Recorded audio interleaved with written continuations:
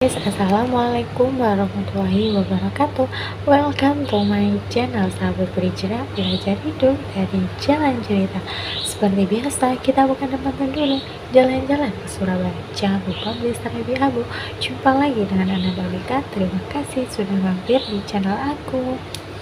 Kali ini kita akan membahas salah satu penemuan bersejarah di dunia, yap, sepeda.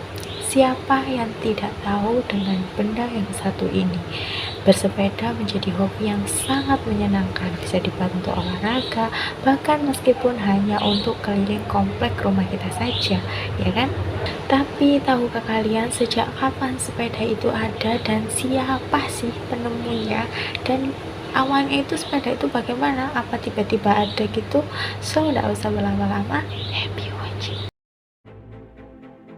Sepeda merupakan sebuah alat transportasi yang sangat populer untuk beraktivitas sehari-hari maupun juga untuk aktivitas fisik. Nah, sepeda ini pertama kali ditemukan kurang lebih pada tahun 1817 di Prancis, yang dulu namanya ini velocipede, yang ditemukan oleh Burkhard Dries, yang merupakan penemu sekaligus penyempurna dari velosiped ini. Awalnya sepeda ini tidak memiliki pedal, hanya pengendara yang menggerakkan kakinya untuk terhadap alat tersebut supaya alat tersebut itu bisa maju. Namun inovasi ini itu menjadi dasar akan adanya sebuah penemuan sepeda. Awalnya ia ini ingin menggunakan sebuah alat untuk menunjang pekerjaannya supaya lebih efisien, sehingga terpikirlah konsep seperti itu. Karena saat itu ia ini merupakan pengawas di sebuah hutan bauran. Carl Dries kemudian menyempurnakanlah itu penemuannya.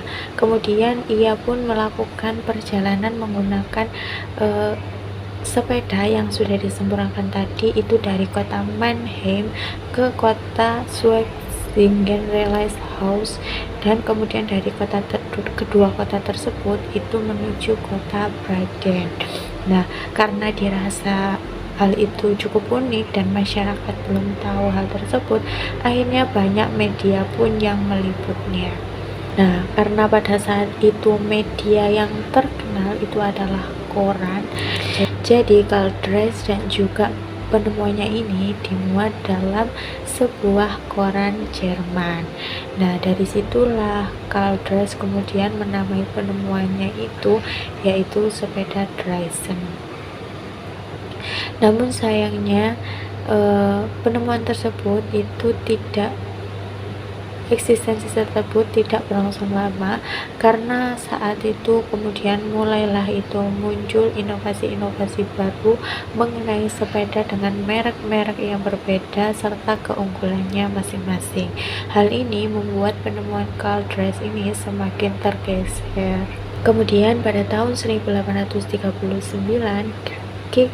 Patrick Macmillan, seorang pandai besi dari Skotlandia, ini menemukan sebuah pedal untuk sepeda, bukan mesin yang digunakan di sepeda motor pada umumnya.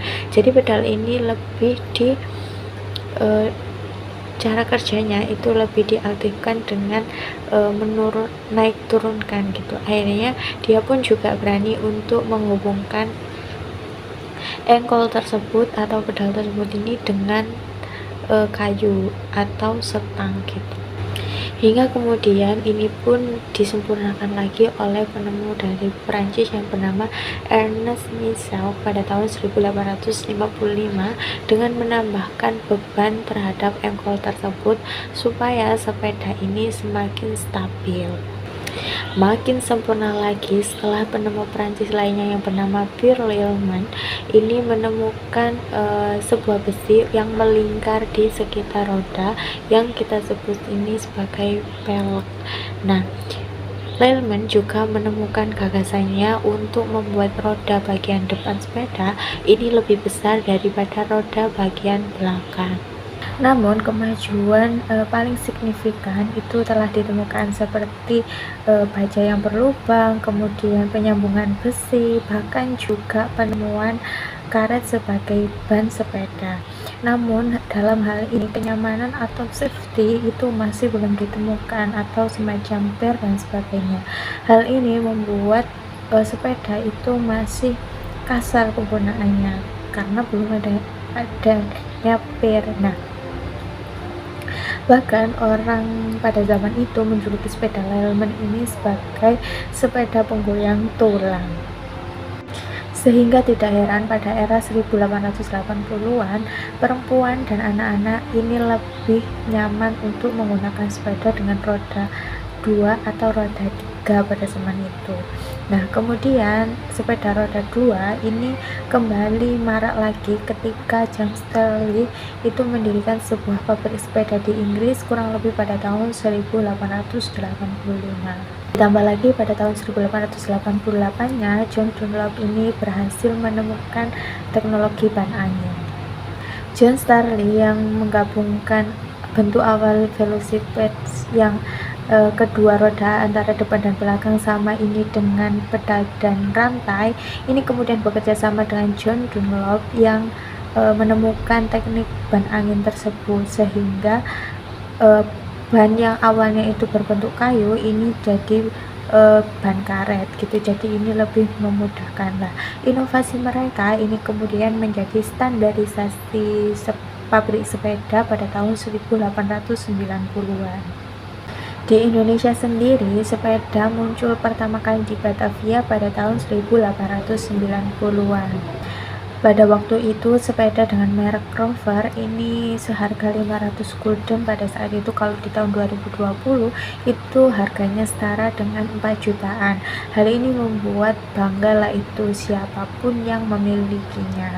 Namun pada saat itu hanya orang Belanda dan saudagar Cina lah yang mampu untuk membeli sebuah sepeda. Nah, salah satu dari orang bernama Glitter ini menjual fit itu, dia menyediakan sebuah lapangan untuk kaum bangsawan itu balap sepeda. Sepeda juga masuk di Pontianak pada tahun yang sama, yaitu 1890-an, dan masih dipakai oleh beberapa anggota kerajaan di sana. Nah, hal ini membuat sepeda itu menjadi barang impor yang bermerek pada saat itu. Dan ada beberapa merek sepeda yang berkembang pada saat itu seperti Philips, Humber Cross, Hercules, dan masih banyak lagi. Kemudian pada tahun 1906, Paul de Vivi ini menemukan sistem gear pada sepeda, di mana ini bisa mempengaruhi percepatan yang ada di sepeda tersebut sehingga lebih efektif dan lebih efisien. Namun sayangnya Paul de Vivi pada saat itu tidak mematenkannya.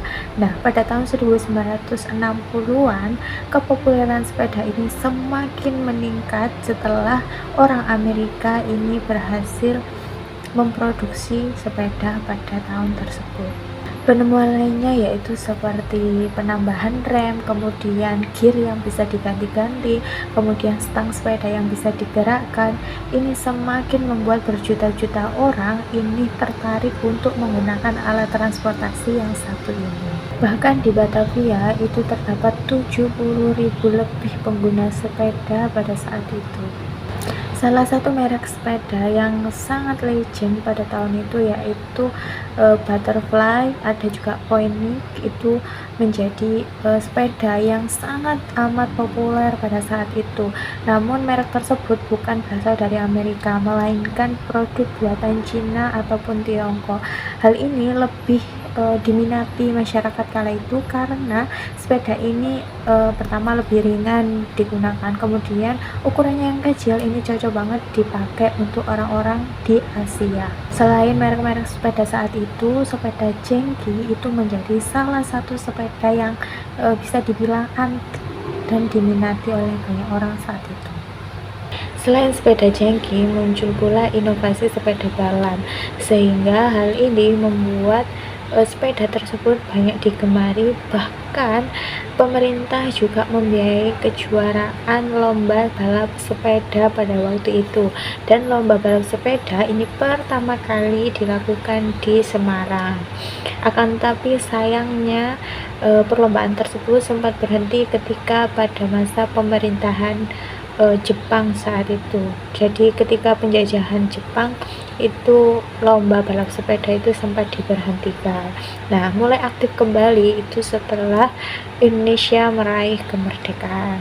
Kemudian pada Pekan Olahraga Nasional pada tahun 1951 itu diselenggarakan kembali lah itu lomba balap sepeda. Nah, dari sini mulailah itu terlihat minat para orang-orang ini untuk olahraga sepeda. Kemudian dari situ kemudian muncullah komunitas sepeda atau komunitas balap sepeda, sehingga terbentuklah Ikatan Sepeda Sport Indonesia di Semarang pada saat itu, kurang lebih pada tahun 1956. Nah, pada tahun 1960-an popularitas dari sepeda itu sendiri mulai bergeser karena munculnya alat transportasi yang mengandung bensin seperti sepeda motor maupun mobil. Namun kemudian pada tahun 1977 sepeda kembali dikembangkan oleh Jubliz dan juga Geddy Fisher menjadi sepeda gunung atau mountain bike.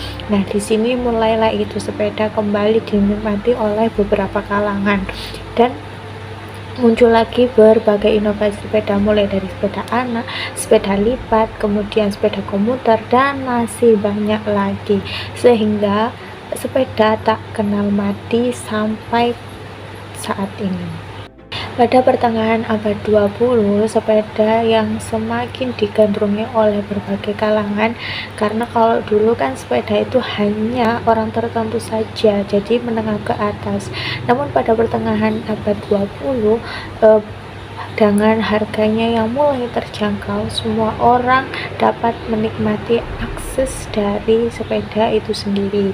Bahkan sepeda menjadi alternatif rekreasi yang sangat menyenangkan dan digandrungi oleh berbagai golongan. Hingga saat ini sepeda terus berkembang dan berinovasi, mulai dari desainnya yang ringan, kemudian ada juga tambahan teknologi di dalamnya, membuat sepeda ini sebagai alat transportasi yang ramah lingkungan dan juga efisien. Dari situ mulailah banyak muncul berbagai jenis model sepeda, baik itu dari nama maupun fungsinya. Apa saja sih jenis-jenis sepeda yang mulai dari adanya sampai sekarang ini kita masuk? Yang pertama ada sepeda ontel. Nah, sepeda ontel ini sepeda klasik yang berkembang puluhan tahun yang lalu. Sekarang jarang digunakan karena hanya beberapa orang saja seperti orang tua dan juga pedagang asongan yang menggunakannya. Nah, ini sepeda ontel ini juga pernah dimodifikasikan dengan yang namanya beca, di mana beca ini adalah hasil modifikasi sepeda ontel yang bagian depannya itu ditambahi bagian untuk penumpang. Kedua ada mountain bike atau sepeda gunung. Nah, kalau sepeda yang satu ini didesain khusus untuk tempat yang terjal atau untuk yang area berbukit gitu. Nah, kecepatan dari sepeda gunung sendiri itu mencapai 27 km per jam. Nah, sepeda ini sengaja didesain untuk bannya itu tebal, kasar, dan dirancang khusus.